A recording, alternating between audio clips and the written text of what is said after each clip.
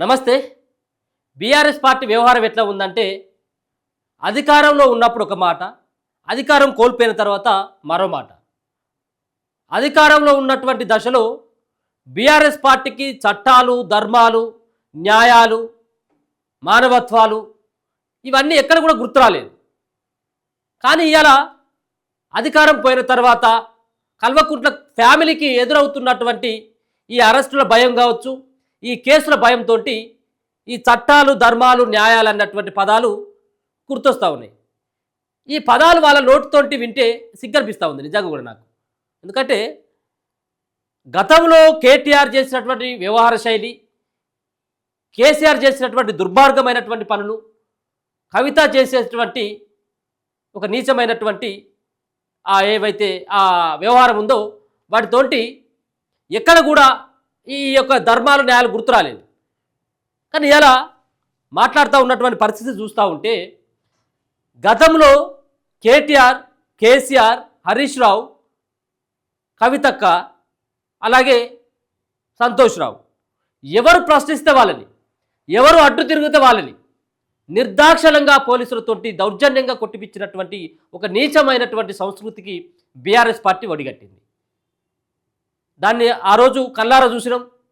దానికి ఉదాహరణే నేరేళ్ల ఘటన. మరో పక్కన భద్రాచలంలో జరిగినటువంటి, మహబాద్ జిల్లాలో జరిగినటువంటి చిన్నపిల్లల తల్లులపైన జరిగినటువంటి దాడి ఏ విధంగా ఉందో మన అందరికీ తెలుసు. మరో పక్కన 12-13 మంది లాకప్ డెత్లు వాళ్ళు అధికారంలో ఉన్నటువంటి దశలో. వీటన్నిటి కూడా జనాలు మర్చిపోయారు. జనాలు అందరూ కూడా పిచ్చోళ్ళు కావచ్చు అని చెప్పేసి కేటీఆర్ అనుకుంటా ఉన్నాడేమో. ఇలా కొత్తగా వాళ్ళ నోట్లకెళ్ళి ఆ పదాలు వెళుతూ ఉంటే అది నిజంగా కూడా హాస్యాస్పదం. నిన్న కేటీఆర్ మాట్లాడుతూ ధర్మం పైన, చట్టం పైన నాకు నమ్మకం ఉందని. సో మీకు కొంత ట్విట్టర్లో ఒక పోస్టు కనబడతా ఉన్నది. ప్రజాస్వామ్య విలువలు, చట్టము, న్యాయము, ధర్మము, తెలంగాణ అధికారం పోతే ఇవన్నీ గుర్తొస్తూ ఉన్నాయి. ప్రజాస్వామ్య విలువలు ఏ రోజైనా కానీ, అంటే ప్రజాస్వామ్యంలో ప్రశ్నించేటువంటి రైట్స్ మనకు రాజ్యాంగం ద్వారా మనకు ఉండడం జరిగింది. ఎవరైనా ప్రశ్నించవచ్చు, ఎవరైనా నిలదీయవచ్చు. కానీ ప్రశ్నిస్తున్నటువంటి సందర్భంలో ఏ విధమైనటువంటి దుర్మార్గాలకి కేటీఆర్ పాల్పడ్డాడో అందరికీ తెలుసు. ఇవాళ ఆ పదాన్ని ఇవాళ కేటీఆర్ వాడుతూ ఉన్నారు, ప్రజాస్వామ్య విలువలు అని. ఉన్నాయా నీకు ప్రజాస్వామ్య విలువలు? ఉన్నాయా? పోలీసులను లాకారంతో తిట్టినవా లేదా? మీ నాయన రండాన్ని తిట్టినటువంటి మాటలు, మీ బావ తిట్టినటువంటి ఈ ప్రజాస్వామ్యంలో ఇవన్నీ ఉంటాయా? మీరు ఉన్నది అధికారంలో ఉన్నారు. ఓ మంత్రులుగా చెలామణి అవుతున్నటువంటి దశలో ప్రజల్ని ఎంత చిన్న చూపు చూసిల్లో, ఎంత చులకన భావంతో చూసిల్లో మనకు అర్థమవుతా ఉన్నది.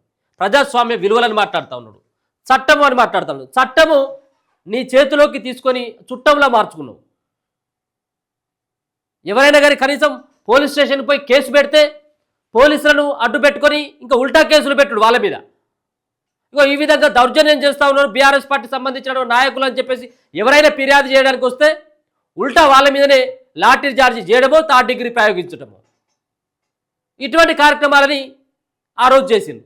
చట్టం గురించి మాట్లాడుతూ, న్యాయం గురించి మాట్లాడుతూ, ధర్మం గురించి మాట్లాడుతూ, ఇవన్నిటి గురించి నీకు ఈ పదవి పోతే నీకు ఈరోజు కనువిప్పు అయిపోయింది కేటీఆర్, అలాగే హరీష్ రావుకి చెప్తా ఉన్నాం. ఇగో అధికారం పోతే ఇవన్నీ గుర్తొస్తూ ఉన్నాయి. ఇలా మాట్లాడుతూ ఉన్నటువంటి ఎవరైతే BRS party working president KTR, రేపో మాపో జైలుకు పోయేటువంటి తారక రామారావు.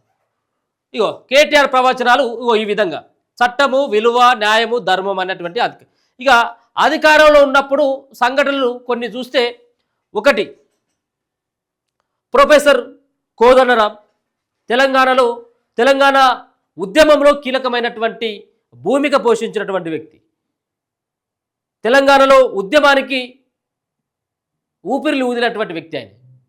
తెలంగాణ ఉద్యమంలో ఆయన ఎంతో పాత్ర, చాలా కీలకమైనటువంటి పాత్ర. అటువంటి వ్యక్తిని కూడా మీరు దగ్గరికి రానియకుండా అవమానించి అరెస్టు చేసినటువంటి ఆ పని మీ నాయన నువ్వు చేసింది ఇంకా జనాలు మర్చిపోలేదు. దాని తర్వాత జర్నలిస్టు రఘు కేవలం తన యొక్క వేదిక ద్వారా ప్రశ్నిస్తున్నటువంటి తరుణంలో ఆయన పైన కక్షగట్టి ఒక పండ్ల బండి దగ్గర ఆయన ఫ్రూట్స్ తీసుకుంటున్నటువంటి దశలో నిర్దాక్షిణ్యంగా ఎత్తుకొని పోయి కారులో వేసుకొని తీసుకుపోతుంది. ఇటువంటిది ఎవరు? కేటీఆర్ని, కేసీఆర్ని, బీఆర్ఎస్ పార్టీ నిలదీస్తుంటే, మరో పక్కన ముఖ్యమంత్రి, ఈరోజు ఉన్నటువంటి ముఖ్యమంత్రి రేవంత్ రెడ్డి ఆ రోజు పీసీసీ హోదాలో, ఆ రోజు ఎమ్మెల్యేగా ఉన్న దశలో, పీసీసీ హోదాలో ఉన్నటువంటి దశలో చేసినటువంటి వ్యవహారం మన అందరికీ తెలుసు. ఆయన పడుకుంటే బెడ్రూమ్లోకి వచ్చి తలుపును బద్దలు కొట్టుకొని వచ్చి మరి బెడ్రూమ్కి వచ్చి ఆయనను అక్రమంగా అరెస్ట్ చేసినటువంటి పరిస్థితి. ఇవన్నీ జనాలు మర్చిపోయేలా, ఈ జనాలన్నీ మర్చిపోయేలు కావచ్చు. ఇక నేను కొత్తగా చట్టము, ధర్మము, న్యాయము, ప్రజాస్వామ్య విలువలని మాట్లాడితే జనాలందరూ కూడా నమ్ముతామని చెప్పేసి అనుకోవడం కేటీఆర్, ఇది నీ మూర్ఖత్వం. జనాలు ఎక్కడ కూడా మర్చిపోరు. మీరు చేసినటువంటి రాచరికపు వ్యవహారం, దొరల పెత్తనంతో ఇలా తెలంగాణ పల్లెలన్నీ కూడా ఇంకా బందీలుగానే మిగిలిపోయినాయి. ఎక్కడ కూడా వాళ్ళ బతుకులు మారలేదు. కేవలం మీ బతుకులు మారినాయి. మీరు ఏవైతే విదేశాలలో కొనుక్కున్నటువంటి ఆ ఫ్లాట్లు కానీ, బూర్జ్ ఖలీఫాలో కొనుక్కున్నటువంటి మీ చెల్లె కొనుక్కున్నటువంటి ఆ ఫ్లాట్లు కానీ, మీ బావ, నువ్వు, మీ నాయన 100 ఎకరాల ఫామ్ హౌస్లు కొనుక్కున్నవి, మీ బతుకులు మారినాయి. కానీ తెలంగాణ బతుకు చిత్రం ఎక్కడ మారలేదు. ఇలా అధికారం పోగానే ఇవన్నీ గుర్తొస్తూ ఉన్నాయి. చట్టం, ధర్మం, న్యాయం అని చెప్పేసి ఆయన అంటా ఉన్నాడు. ఇగో ఏమని మాట్లాడుతున్నాడు సరే వినండి. ఇగో ఈయనే కూడా భంగం వాటిల్లకుండా చూసుకోవాల్సిన బాధ్యత నా మీద ఉంది. అందుకే పోలీస్ అధికారులు అడిగారు, ఎక్కడైనా లిఖితపూర్వకంగా ఉందా నా లాయర్ రాకూడదు, దయచేసి పెట్టే ఇవ్వండి అన్నాను. సో వారు సంప్రదిస్తున్నారు. నేను ఇక్కడ కేవలం ఇవాళ ఏసీబీ ఆఫీస్కి పోయేవాడిని. మీకు ఏం ఇన్ఫర్మేషన్ కావాలి? ఇప్పుడు నన్ను వాళ్ళు అడుగుతున్న ఇన్ఫర్మేషన్ మొత్తం గవర్నమెంట్ దగ్గర ఉంది. నేను తీసుకున్న నిర్ణయం ఏదన్నా ఉంటే మినిస్టర్గా తీసుకున్నాను, గవర్నమెంట్గా తీసుకున్నాను. అట్లాంటప్పుడు నా దగ్గర ఉన్నదని సమాచారం మారేది అపోహపడుతున్నారు, అదంతా మీ దగ్గరనే ఉంది. ఈ వాదనంతా కూడా నేను ఆల్రెడీ కోర్టులో చెప్పాను. కోర్టు ఆల్రెడీ తీర్పు రిజర్వ్ చేసి హైకోర్టుగా నా ప్రాథమిక హక్కులకు కూడా భంగం వాటిల్లకుండా చూసుకోవాల్సిన బాధ్యత నా మీద ఉంది.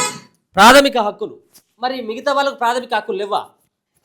మీరు అరెస్టులు చేసి, తన్నిపిచ్చి, తాటికిరి ప్రయోగించి, వాళ్ళకు రక్తాలు వచ్చేటట్టు కొట్టిపిచ్చి, లాకప్ డెత్తులు చేయించినప్పుడు ఈ ప్రాథమిక హక్కులు వాళ్ళకు ఉండయి.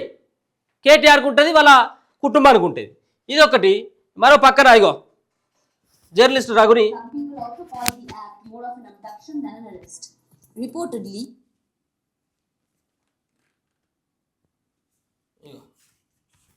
ఎట్లా ఎత్తుకపోతాలో చూడండి.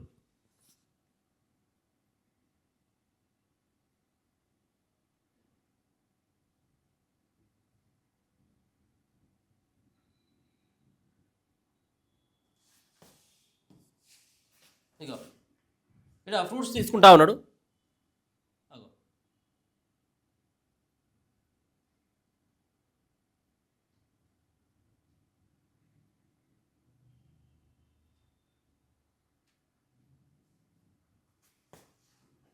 ఇగో ఇది ఒక వ్యవహారం.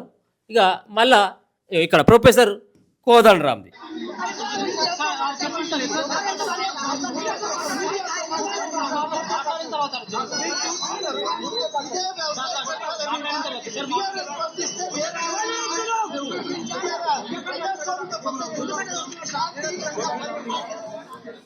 ఎడపోయింది సార్. మరి కేటీఆర్ మాట్లాడుతూ కదా, ఇంత పొడుగు ముచ్చని మాట్లాడుతూ ఉన్నావు కదా, ప్రాథమిక హక్కులు, ప్రజాస్వామ్యము, న్యాయము, చట్టం అని చెప్పేసి.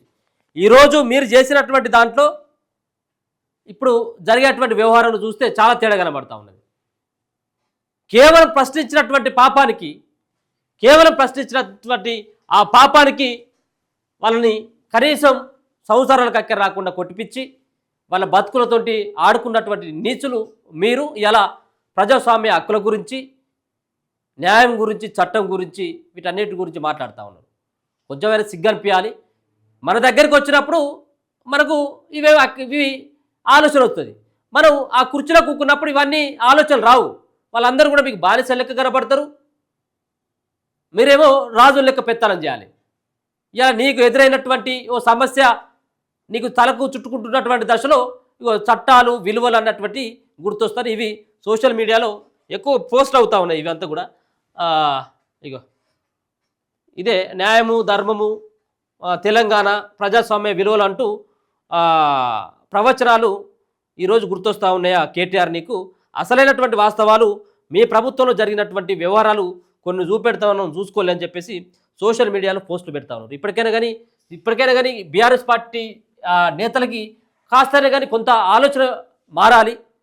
వాళ్ళ యొక్క అహంకార ఎట్లా కేటీఆర్కు మనకు తెలుసు, అందరికీ తెలుసు కేటీఆర్ వ్యవహార శైలి ఎట్లా ఉంటుంది, కేటీఆర్ యొక్క అహంకారం ఏ విధంగా ఉంటుందో మన అందరికీ తెలుసు. ఆ అహంకారమే ఈరోజు కేటీఆర్ అరెస్ట్ వరకు తీసుకొచ్చింది.